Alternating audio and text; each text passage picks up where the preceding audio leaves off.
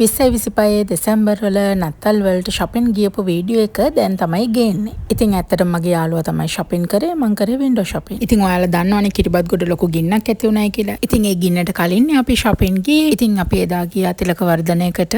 ඒ විතරක් නෙමෙයි අපි සුදු අරලියකටත් ගියා. කවදත් වගේ ඉතින් තිලක වර්ධනයක ඇඳුම් පැළඳෙන් වලින් බෑග් වලින් සෙරප්පු වලින් පිරීලා ඉතිරිලා තිබ්බා. ඉතින් ඕගොල්ලෝ දැන් මේ දකින්නේ තිලක වර්ධනයක නත්තලට සරසලා තිබ්බ ඇටි. මම මේ වීඩියෝ එක මීට කලින් ගේන්න බලාපොරොත්තු වුණා. 2026 තමයි මට මේ වීඩියෝ එක ඕගොල්ලොන්ට එක්ක ෂෙයා කරගන්න වෙන්නේ. 2025 මතකයක් විදියට මම මේ වීඩියෝ එක අදලා මේ විදියට මගේ Facebook page එකේ ෂෙයා කරගන්න. අවුලක් නැහැනේ. ඉතින් දැන් මේ ඕගොල්ලන් දකින්නේ සුදු අරලියක window shopping කියලා ගියාට මම මේ සුදු අරලියකේ තිබ්බ slippers collection එක දැකලා comfy සහ reasonable price එකට තිබ්බ slippers දෙකකුත් ගත්තා. slippers දෙකක් කිව්වේ ජෝඩු දෙකක්. ඉතින් සුදු අරලිය ආයතනයේට කලින් තිබ්බ වගේම යථා තත්ත්වයට පත් වෙන්න ලැබෙවයි කියලා ප්‍රාර්ථනා කරනවා. කොහේ ගියත් කැම බීම අමතක කරන්න බෑනේ. ඉතින් මේ ඉන්නේ බතල මමයි මගේ යාළුවයි. bye.